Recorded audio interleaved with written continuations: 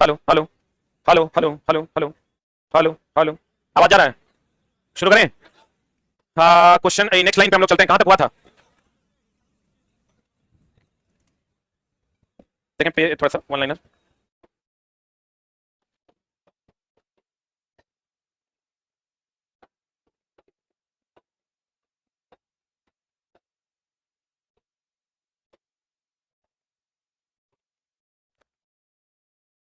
Hello hello.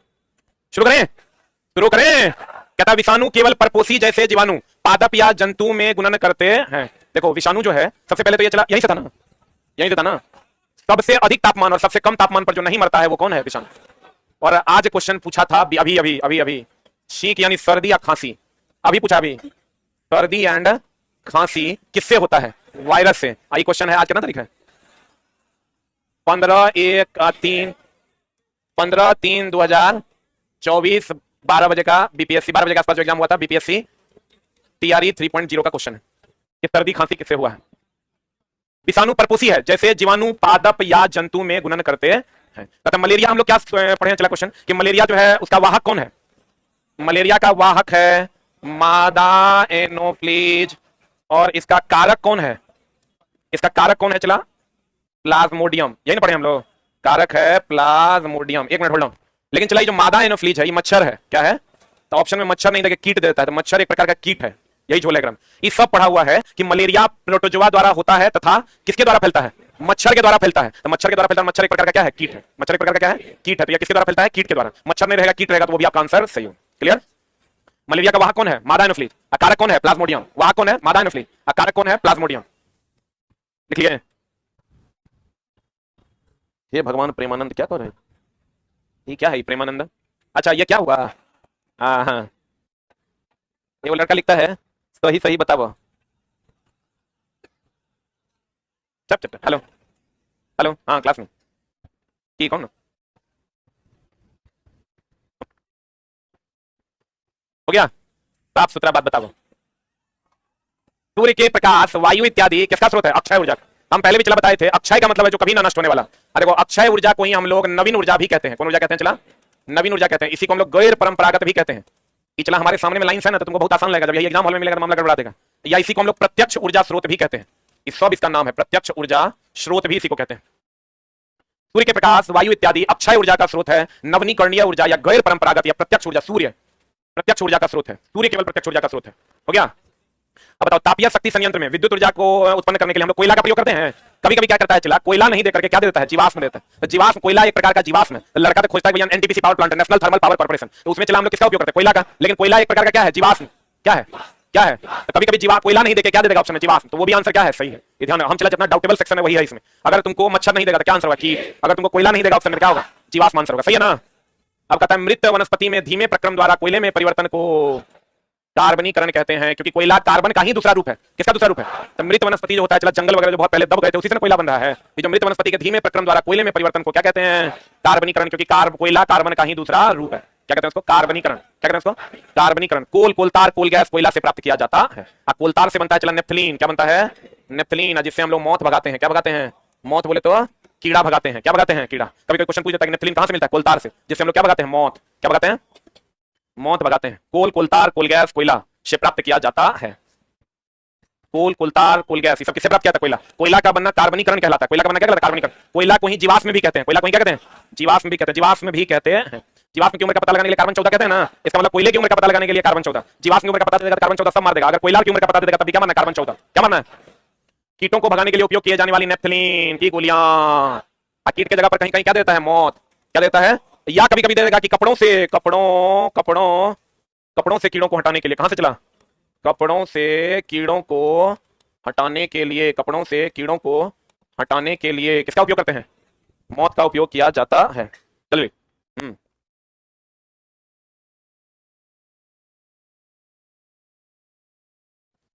कपड़ों से कीड़ों को हटाने के लिए हम लोग किसका उपयोग करते हैं? ए चट्टा। कपड़ों से कीड़ों को हटाने के लिए हम लोग किसका उपयोग करते हैं? नेफ्थलीन का। मौत मौत। कोलतार के स्थान पर पेट्रोलियम उत्पाद किसका उपयोग करते हैं? बिटुमेन का। कोलतार अगर नहीं है तो कोलतार की जगह पर हम लोग किसका उपयोग करते हैं? बिटुमेन का। ये पेट्रोलियम का उत्पाद है। पेट्रोल का उपयोग हल्का चलने वाली, अब देखो चला डीजल गाड़ी जितना भी है, जैसे देखो ट्रक बस, ये जितना बड़ा बड़ा गाड़ी है जो अधिक क्षमता वाला है वो डीजल वाला है, और कम क्षमता वाला जैसे मोटरसाइकिल है टेम्पू है, ये सब क्या है? पेट्रोल है। और जो बीच वाला पेट्रोलो है डीजलो है। मोटरसाइकिल देखे हो डीजल वाला, नहीं देखे हो? ट्रक देखे हो पेट्रोल वाला, लेकिन जो बीच वाला जैसे कार है तो डीजल वाला भी है पेट्रोल वाला भी। बोलो अगर अधिकतम क्षमता वाला है तो डीजल है, कम क्षमता वाला है पेट्रोल है, आप बीच वाला है तो डीजल है पेट्रोल है। जैसे कार डीजल भी है पेट्रोल भी है, कार जो है वो डीजल भी है पेट्रोल भी है। मोटरसाइकिल केवल पेट्रोल है, ट्रक केवल डीजल है। बुझा रहा है? कभी ऐसा देखो कार में पेट्रोल, ट्रक में पेट्रोल डालते हुए, बस में पेट्रोल डालते हुए नहीं, लेकिन जो बीच वाला है जितना भी कार है वो डीजल गाड़ी भी है और पेट्रोल गाड़ी। एक चीज का और ध्यान रखिएगा, एक नंबर गियर अगर लगेगा, एक नंबर गियर में बल आघूर्ण अधिक गति कम। ये देख लो, एक मिनट होल्ड ऑन। अगर 4 नंबर या 5 नंबर गियर लगेगा, 5 नंबर गियर लगेगा तो इसमें बल आघूर्ण कम गति अधिक। बोलो अब रुको, हम लोग जो चढ़ान पर चलते हैं, किस पर चलते हैं? चढ़ान पर चलते हैं तो उसमें 1 नंबर गियर लगाते हैं, हमको बल ज्यादा मिलता है और गति क्या मिलता है? कम। और अगर 5 नंबर गियर लगाते हैं तो बल आघूर्ण कम मिलता है और गति अधिक मिलता है। जल्दी लिख।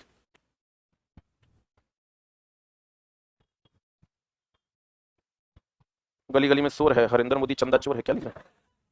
हरिंदर मोदी कौन? अच्छा, अभी जो चंदा वाला बात सब आया है उसके लिए बाप रे 1300-1400 करोड़ का चंदा लोग बॉन्ड खरीद कर दिया। लेकिन जो दिया चला ना उसके साथ बहुत धोखा हो गया भाई। धोखा क्या? बात पता है तुम लोग को क्या है? ये मुद्दा ये है कि सरकार ने एक नियम निकाला कि भैया अगर आप किसी भी राजनीतिक पार्टी को चंदा देना चाहते हैं, किसको चंदा देना चाहते हैं? राजनीतिक पार्टी को अगर आप चंदा देना चाहते हैं, मान लीजिए एक्स नाम की कोई राजनीतिक पार्टी है या वाई नाम की राजनीतिक पार्टी है, और आप किसी को इसको चंदा देना चाहते हैं तो आप डायरेक्ट उसके अकाउंट में नहीं दीजिए। एक इलेक्ट्रल बॉन्ड जो है वो बेचा एसबीआई के थ्रू। एसबीआई ने कहा कि भैया आप हमको अगर मान लो 1 लाख रुपया देते हो तो हम आपको एक गुप्त नंबर देंगे, एक बॉन्ड टाइप का देंगे। 1 लाख रुपए के बदले हम आपको एक बॉन्ड देंगे, इशू करेंगे। वो बॉन्ड आप किसी भी राजनीतिक पार्टी को दे दोगे, वो जब मेरे पास लेके आएगा तो हम उसको 1 लाख रुपए दे देंगे। इसी टाइप का कुछ है, मेरा भी आधा अधूरा ही नॉलेज है लेकिन है लगभग यही टाइप। यही बात है कि अगर एसबीआई ने मान लो एक बॉन्ड इशू किया 1 लाख रुपए का, तो वो 1 लाख रुपया जो है एसबीआई का आप हमको दे दीजिए और वो उसके बाद एक बॉन्ड देंगे हम आपको। वो आप जिस राजनीतिक पार्टी को दे दीजिएगा, वो राजनीतिक पार्टी मेरे पास आएगी तो हम उसको 1 लाख रुपए दे देंगे। क्लियर? और सरकार ने कहा कि भैया हम आपका डेटा डिस्क्लोज नहीं करेंगे और ना ही हम आपसे कोई इनकम टैक्स तो लगता नहीं है राजनीतिक पार्टी के चंदे पर, तो ना ही कोई इनकम टैक्स का मामला होगा। ठीक ना? आप कैश भी जमा करवा सकते हैं, इसी टाइप का कुछ है। तो उसमें क्या हुआ कि लोगों ने दे दिया। जैसे मान लो कि हमको फलना पार्टी से लगाव है तो हम फलना पार्टी को भैया हम इतना पैसा थोड़ा दे रहे हैं, तो दे रहे हैं पार्टी के अकाउंट में डायरेक्ट आप नहीं जमा कर सकते, उसके लिए कुछ प्रोसेस था। अब चलो लोगों ने दे दिया, किसी ने 1000 करोड़, किसी ने 1300 करोड़, किसी ने 3000 करोड़, 2000, ऐसे ही लोगों ने जमा किया। अब जमा करने के बाद सरकार ने कहा था कि भैया इसका किसी का भी डेटा डिस्क्लोज नहीं किया जाए, किसने कितना दिया और किसको दिया, ठीक गुप्त रखा जाएगा। लेकिन सुप्रीम कोर्ट ने इस पर एक्शन ले लिया कि नहीं, जो पैसा आप दिए हैं, जब पैसा सब दे दिया था कि भैया इलेक्शन कमीशन को आदेश कर दिया गया और एसबीआई को आदेश कर दिया कि आपने आपसे जिन्होंने जितना का इलेक्ट्रल बॉन्ड खरीदा है आप सबका डेटा डिस्क्लोज कीजिए कि किसने कितना का खरीदा है, और हो सकता है ये भी सामने आए कि किस पार्टी को दिया है। तो ये जब सामने आ जाएगा किसने कितना चंदा किसको दिया है, हमको लगता है इसमें इस सबसे तो बढ़िया चला ये था कि कहीं पर एम्स भी बड़ा अस्पताल खुलता कहता है इसमें आप चंदा दीजिए, लेकिन उसमें कोई नहीं देगा क्योंकि राजनीतिक पार्टी को देने से फायदा है, राजनीतिक रूप से उसको लाभ पहुंचेगा, इसलिए वो दिया कि भैया देखो मैं इतना दे दिया, हमने जानी। तो उस टाइप का मामला था। मामला ऐसा हुआ कि साला जो दिया है काटो तो खून नहीं वाला स्थिति है। अब सुप्रीम कोर्ट का आदेश है, कोई एसबीआई को अपने वेबसाइट पे डालना पड़ा, चुनाव आयोग को अपने वेबसाइट पे डालना पड़ा है। अब सब देख रहा है कितना दिया था, तो पूरा फाइल लेकर स्टडी कर रहा है। सब बड़ा समस्या है, बेचारा सब अभी परेशान है। देखो चला पेट्रोलियम का निर्माण, किसका निर्माण? आइए 1 करोड़ ने दिया है, एक आदमी 1300 करोड़ दिया है। अरे बाप रे बाप। अच्छा चला एक बात, हमारा कोई 10 करोड़ दे देगा तो हम फेवर नहीं करेंगे। लक्ष्मी किसको अच्छा नहीं लगता है? अगर हमको 100 करोड़ कोई दे दे, हमको अगर कोई काम मान लो देना हो 10 आदमी में किसी एक आदमी को, हम क्या करा देंगे? ऑब्वियस बात है, देंगे। 100 करोड़ हमको दिया है कि नहीं? ये तो चला साफ है ना, गड़बड़ बात हो गया रे। बताओ यार। कहता है पेट्रोलियम का निर्माण समुद्र में रहने वाले जीव से हुआ है। देखो चला पेट्रोलियम का निर्माण समुद्र के जीव से हुआ एक बात, लेकिन कोयले का निर्माण वनस्पतियों से हुआ। कोयले का निर्माण किससे हुआ? वनस्पति से हुआ। पेट्रोलियम का निर्माण समुद्र में रहने वाले जीव से हुआ। सही है बोलेंगे। कोयले का निर्माण हुआ पेड़ पौधों और वनस्पतियों से। कोयला का निर्माण किससे हुआ? कोयला का निर्माण हुआ वनस्पति से। किससे? अब बताओ, कोयला जितना अधिक समय तक रहेगा उतना अधिक उष्मा देगा, जलने के बाद उतना अधिक उष्मा देगा, उसमें कार्बन की मात्रा भी ज्यादा होगी, अब प्रदूषण कम होगा। बोलेंगे अगर कार्बन की मात्रा ज्यादा होगी तो प्रदूषण क्या देगा? कम। सबसे बढ़िया कोयला एंथ्रासाइट, सबसे खराब कोयला पीट। विश्व का सबसे पहला तेल कुआं पेनिसिल्वेनिया अमेरिका में 1859 में हुआ था। पेट्रोलियम देखो चला, यहाँ पर बच्चा को बड़ा डाउट रहता है, हम लोग पेट्रोलियम को द्रव सोना भी कह देते हैं। पेट्रोलियम को क्या कहते हैं? कोयला काला रहता है इसलिए काला सोना। अभी जानो इसको द्रव सोना ठीक है, लेकिन पेट्रोलियम और कोयला दोनों को मिला के काला सोना कहा जाता है। इसमें बच्चा बड़ा कंफ्यूज होता है। एक होता है सफेद स्वर्ण, एक होता है काला सोना। दो प्रकार का सोना, हरियर पीला नहीं होता है। एक होता है चला सफेद स्वर्ण, सफेद स्वर्ण होता है प्लेटिनम। कौन चला? प्लेटिनम। और काला सोना में खाली कोयला नहीं है, कोयला और कौन है? पेट्रोलियम। कोयला और कौन है? पेट्रोलियम। सफेद स्वर्ण जो है, सफेद स्वर्ण में कौन कौन है? कौन कौन है? प्लेटिनम। लेकिन पेट्रोलियम और कोयला बच्चा ये जानता है, कुछ किताब में मिस्टेक से लिखा हुआ है चला कि पेट्रोलियम को द्रव सोना कहते हैं और कोयला को काला सोना कहते हैं, लेकिन कभी-कभी द्रव सोना भी दे देता है। तो दे देगा तो पेट्रोलियम को द्रव सोना मान लेना है। बोलेंगे अगर काला सोना ऑप्शन में नहीं है तो, लेकिन अगर सम्मिलित रूप से कहिएगा तो पेट्रोलियम और कोयला दोनों को हम लोग क्या कहते हैं? काला सोना के नाम से जानते हैं। और सफेद सोना किसको कहते हैं? प्लेटिनम। पेट्रोलियम और कोयला को कौन सोना? काला सोना। पेट्रोलियम और कोयला को काला सोना। सफेद स्वर्ण किसको कहते हैं? प्लेटिनम। प्लेटिनम को एडम उत्प्रेरक भी कहते हैं क्योंकि इसकी खोज एडम साहब ने की थी। पेट्रोलियम को एडम उत्प्रेरक के नाम से जानते हैं। हो गया? सबसे ज्यादा उष्मीय मान किसका होगा? इसको चला इसे समझो। उष्मीय मान का डिफिनेशन क्या है? इसका डिफिनेशन है कि 1 ग्राम ईंधन जलने पर, या यूं कहें इसको थोड़ा सा सुधार देते हैं, एकांक द्रव्यमान ईंधन जलने पर जो ऊष्मा प्राप्त होता है, जो ऊष्मा प्राप्त होता है, ऊष्मीय मान को हम लोग किलो जूल पर केजी में ज्ञात करते हैं। सबसे अधिक ऊष्मीय मान हाइड्रोजन गैस का कितना, 150 किलो जूल पर ग्राम। जल्दी लिखिए।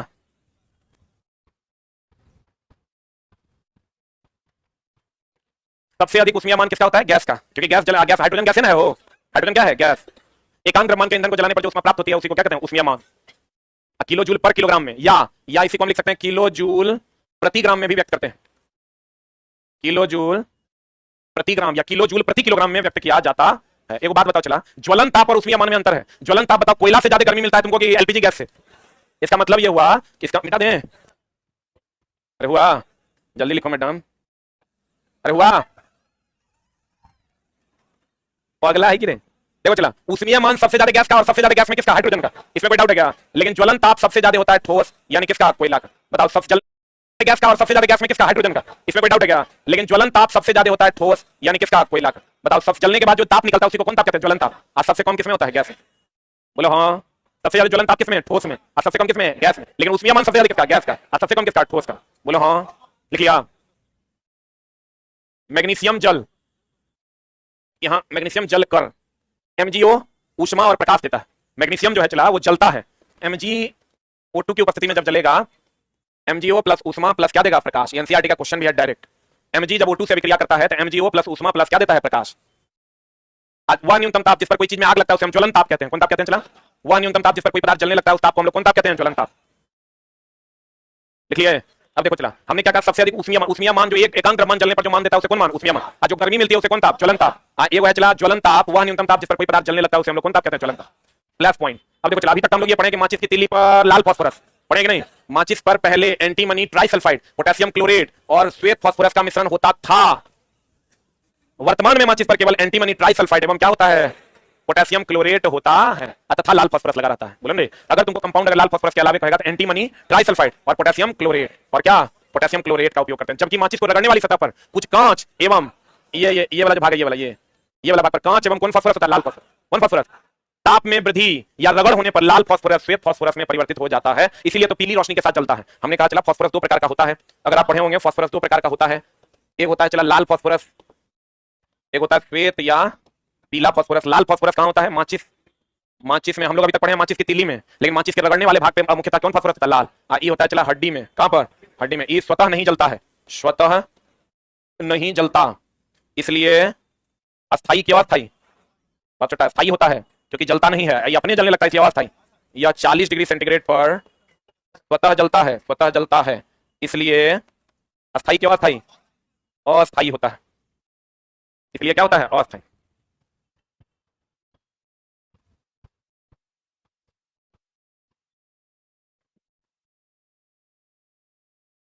हो गया। माचिस स्वतः नहीं जलता इसलिए क्या होता है, स्थायी फास्फोरस, लाल। और श्वेत या पीला फास्फोरस हड्डी या 40 डिग्री से पर स्वतः जलता है, इसलिए देखना स्मशान घाट में जो हड्डी रखल रहता है, रखले रखल आग लग जाता है, तो लोग कहता है भूत है। अब देखो चला, लाल फास्फोरस जब जलेगा तो वो पीले रोशनी के साथ जलता है, इसलिए उसको हम श्वेत या पीला फास्फोरस कहते हैं। आपको कहेगा माचिस की तीली में होता है कौन फास्फोरस, लाल। आज जब वो जलने लगेगा तो कैसा व्यवहार करेगा, श्वेत या पीला फास्फोरस की तरह व्यवहार करता है। लिखिए लिखिए लिखिए, हाथ नहीं चलता है। अरे हो गया। अब देखो कहता है ताप में वृद्धि या रगड़ होने पर लाल फास्फोरस श्वेत फास्फोरस में परिवर्तित हो जाता है। आग बुझाने वाले कार्य, आग बुझाने वाले कार्य, आग बुझाने वाले कार्य, आग बुझाने वाले कार्य, एक मिनट गौर फरमाइएगा। कहते हैं आग बुझाने वाले कार्य वायु का प्रवाह काटना या ईंधन का ताप को कम करना या दोनों होता है। अब देखो जब आग बुझाते हैं हम लोग तो मेनली क्या करते हैं, वायु के संपर्क को हटाते हैं। जैसे आपको कहेगा किसी को भी अगर कहीं पर आग लगा हुआ है, किसी आदमी को आग लगा, सबसे उपयुक्त उपाय क्या है, अग्निशामक का छिड़काव करना। नहीं, अग्निशामक का छिड़काव की जगह तो क्षार होता है, क्षार तीखा होता है, बहुत लहरेगा, उसको कंबल लपेट देना है। क्या लपेट देना है, कंबल लपेट देना। आपको कहेगा कंबल लपेटने से क्या होता है, ऑक्सीजन के संपर्क को तोड़ देते हैं। कभी कभी ऑक्सीजन नहीं देके वायु भी देता है। अगर वायु और ऑक्सीजन दोनों देगा तो आंसर मारिएगा ऑक्सीजन। अगर ऑक्सीजन नहीं देगा तो क्या मारिएगा, वायु। वायु के संपर्क को तोड़ देता है। किसके संपर्क को, अगर हम कंबल लपेट देते हैं तो वायु के संपर्क को तो तोड़बे करता है और साथ ही साथ कार्य में वायु का प्रवाह काटता है। आग बुझाने वाले का कार्य वायु के प्रवाह को काटना या ईंधन के ताप को कम करना या क्या होता है, दोनों करेगा ए एंड बी बोथ। तो लड़का मारेगा हाँ वायु के प्रवाह को काटना, नहीं ईंधन के ताप को भी क्या करता है, कम। जैसे ही वायु के प्रवाह को काटेगा वैसे ही ईंधन का ताप क्या हो जाएगा, कम। बुलंदे तो कहते हैं इसका मतलब जब भी हमको आग बुझाना है मतलब वायु के प्रवाह को क्या करना है, रोकना। और खास करके किसका, ऑक्सीजन का। अगर कहेगा आग के लिए आवश्यक है, आग के लिए आवश्यक है, ऑप्शन में एगो दे देगा चला तोरा तत्व, दूसरा दे देगा यौगिक और तीसरा दे देगा मिश्रण। क्या मारिएगा, आग के लिए आवश्यक है ऑक्सीजन। कौन आवश्यक है? तो छोटा रे ऑक्सीजन आवश्यक है। तो ऑक्सीजन क्या है यौगिक का? वायु क्या है? मिश्रण क्या मारिएगा? क्या मारिएगा? यौगिक इज द राइट आंसर। जल्दी लिख।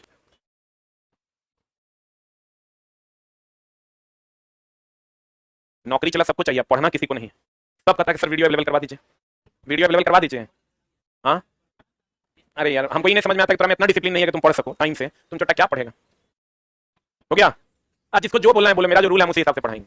ये लड़का कहता है ये तो ब्लैकमेलिंग हो गया। अच्छा पढ़ाते हैं, कर की मतलब है ब्लैकमेल कीजिएगा? हाँ करेंगे, हम करेंगे, एकदम नहीं देंगे। पढ़ना है तो टाइम से आके पढ़ो। कहता है चला हमारा लिए नहीं है। तुम देखो जब अगर लाइव क्लास को हम जो बिना रिकॉर्डेड ना अवेलेबल की बात किए हैं तब से तुम कितना सिंसियर हुआ है। लगता है कि कंटेंट मिला तो चलो पढ़ लेते हैं, नहीं लगता। अच्छा अभी परीक्षा में 2 महीना है जी। आग के लिए आवश्यक है चला ऑक्सीजन को हटाना। अगर ये नहीं रहता तो ये सेकंड ऑप्शन आपका क्या हो जाता? वायु, क्योंकि वायु का एक पार्ट ऑक्सीजन है। वायु का एक पार्ट क्या है? ऑक्सीजन।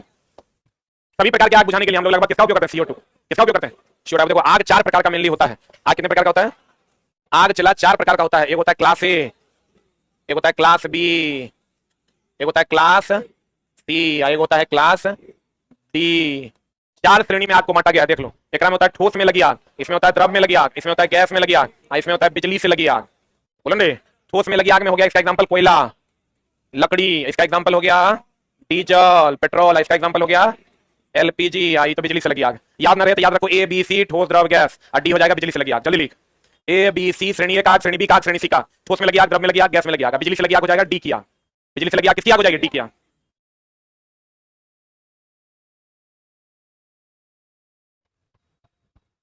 हो गया? Class A fire, class B fire, class C fire और क्लास डी फायर। ठोस में लगी आग, द्रव में लगी आग, गैस में लगी आग, और किस में लगी आग? बिजली में लगी है।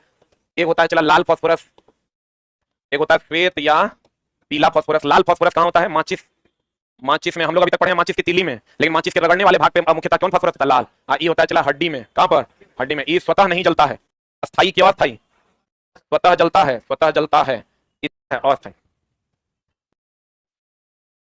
पर स्वतः जलता है। इसलिए देखना स्मशान घाट में जो हड्डी रखा रहता है या पीला फास्फोरस कहते हैं। आपको कहेगा माचिस की तीली में होता है कौन फास्फोरस? लाल। आज जब वो जलने लगेगा तो कैसा व्यवहार करेगा? श्वेत या पीला फास्फोरस की तरह व्यवहार करता है। लिखिए लिखिए लिखिए, हाथे नहीं चलता है।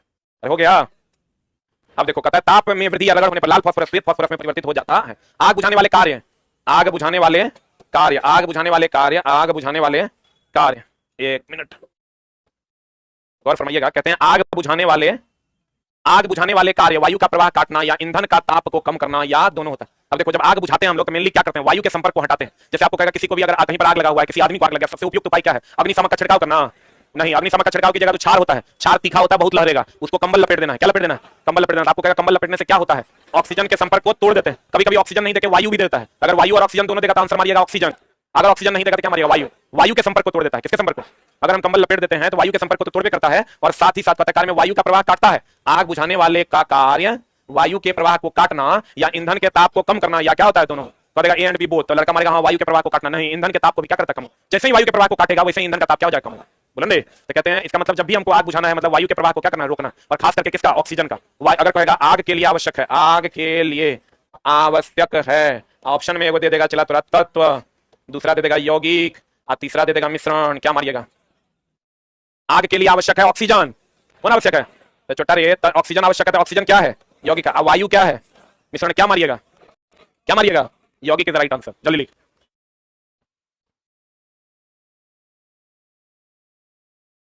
नौकरी चला सबको चाहिए, पढ़ना किसी को नहीं। सब कहता है कि सर वीडियो अवेलेबल करवा दीजिए, वीडियो अवेलेबल करवा दीजिए। हाँ अरे यार हमको ही नहीं समझ में आता कहीं था, लेकिन फाइनली मतलब कंबल नहीं मिलेगा तब सर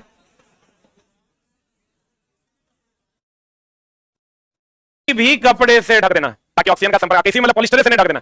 लड़की का कपड़ा एकदम नहीं यूज करना है, इसलिए कि लोग सूती वस्त्र कम और पॉलिस्टर नायलॉन ज्यादा पहनते। लड़का सबके शर्ट सूती वस्त्र होना चाहिए क्योंकि सबसे कम ज्वलनशील कौन वस्त्र है? सूती। वनोन्मूलन का अर्थ है वनों के स्थान और आवास अन्य कार्य का। कहता है वनोन्मूलन का अर्थ है वनों के स्थान पर आवास या अन्य कार्य का होना। तो लड़का कहता है वनोन्मूलन मतलब घर बन जाना नहीं, बहुत सारा अन्य कार्य भी है जो उसके जगह पर होता है। आपको देखा वनोन्मूलन का अर्थ है आवास का बन जाना या अन्य कार्यकलाप होना। दोनों आंसर करेंगे दोनों, क्योंकि जरूरी नहीं घरे बनेगा, चला फैक्ट्रियां भी लग सकती है, अन्य कार्यकलाप भी होगा तब भी वनोन्मूलन किया जाता है। वनोन्मूलन में भूजल स्तर में भी कमी आएगी कि वृद्धि होगी? आएगी। भूजल स्तर में कमी आएगी। वन्य जंतु अभ्यारण्य, राष्ट्रीय उद्यान, जैव मंडल, संरक्षित क्षेत्र इत्यादि पौधे एवं जंतुओं के लिए संरक्षित व सुरक्षित क्षेत्र है। कहता है किसी विशेष क्षेत्र में पाए जाने वाला पेड़ पौधा एवं जंतु को क्रमशः वनस्पति जात एवं प्राणी जात कहते हैं। अगर कोई जंतु ऐसा है जो विशेष क्षेत्र में पाया जाता है, या कोई भालू ऐसा है जो विशेष क्षेत्र में, कोई हाथी ऐसा जो विशेष क्षेत्र में पाया जाता है, तो ऐसे जीव को हम वनस्पति जात या क्या कहते हैं, प्राणी जात कहते हैं। जहां वन्य प्राणी सुरक्षित एवं संरक्षित रहता है इन्हें वन्य प्राणी अभयारण्य कहते हैं। जहां पर वन्य प्राणी सुरक्षित एवं संरक्षित रहेगा उसे वन्य प्राणी अभयारण्य कहते हैं। रेड डेटा हैंडबुक जानते हो ना, किसका इसमें संग्रह है? केवल जीव जंतु का कि पेड़ पौधा का? लड़का मारता है जीव जंतु, क्वेश्चन पूछता है कि बता रेड डेटा हैंडबुक में लुप्तप्राय जीव का ही डेटा नहीं है, पेड़ लुप्तप्राय पेड़ पौधे का भी डेटा है। बोलेंगे इसको चला हम अपनी किताब में एक जगह दे देंगे, बच्चा एक बार देखेगा और क्वेश्चन में गलती नहीं करेगा। कहते हैं रेड डेटा पुस्तक में सभी प्रकार के लुप्तप्राय जीव जंतु एवं पेड़ पौधा, लेकिन थोड़ा क्वेश्चन देगा मारेगा जीव जंतु कहां है। अभी तो बहुत आसान लग रहा है, चला जब ऑप्शन में जाइएगा तो पता चलेगा। रेड डेटा हैंडबुक में जीव जंतु जो लुप्त हो रहे हैं उसका भी डेटा है और पेड़ पौधे जो लुप्त हो रहे हैं उसका भी डेटा उपलब्ध है। तो कहते हैं प्रवासी पक्षी का प्रवास भोजन की कमी एवं बदलते मौसम के कारण होता है। देखो चला, प्रवासी पक्षी का जो प्रवास होता है, देखना अधिकतर किसी खास समय में अलग अलग जगहों से पक्षियां आती है। हम लोग मार मार के खाते हैं, है ना। तुम देखना अलग अलग जगह से, गुजरात से या अन्य जगहों से किसी खास समय में पक्षियां इधर आती है, क्योंकि पक्षियों के नष्ट होने का मूल कारण भोजन की कमी तो है ही, बदलता मौसम भी। दो कारण है। अगर पक्षियां अपना प्रवास बदलती है, प्रवासी पक्षी का प्रवास, जो प्रवास होता है, प्र का मतलब होता है दूसरे जगह जो जाकर वो वास करती है, उसका मूल कारण दो है, वो भोजन की कमी और दूसरा बदलता मौसम। ठीक है, भोजन की कमी होगी तब भी वो एक जगह से दूसरी जगह जाएगा। अब मौसम बदल जाएगा, जो ठंडे प्रदेश में रहना सुरक्षित मानता है वहां गर्मी आ जाएगी तो वो फिर किधर की ओर चला जाएगा, ठंडे प्रदेश। क्लियर? आपको कहेगा प्रवासी पक्षी एक जगह से दूसरी जगह अपना प्रवास बनाती है, एक तो भोजन की कमी से और दूसरा बदलते मौसम से। प्रत्येक शुक्राणु में कोशिका के सामान्य संघटक पाए जाते हैं। हर शुक्राणु में कोशिका के सामान्य संघटक, ये जान लो। शुक्राणु और अंडाणु एक कोशिकीय है कि बहुकोशिकीय है? एक कोशिकीय। शुक्राणु और अंडाणु एक कोशिकीय है। कभी कभी चला क्वेश्चन पूछता है एक्स क्रोमोसोम और वाई क्रोमोसोम में किसका आकार बड़ा है? एक्स का आकार बड़ा है और वाई का आकार छोटा है। ये सब क्वेश्चन मिलेगा नहीं, बेटा बेटी के जन्मता है यही मिलेगा सब जगह। लेकिन कौन सा क्रोमोसोम बड़ा है और कौन सा क्रोमोसोम छोटा है? कौन सा?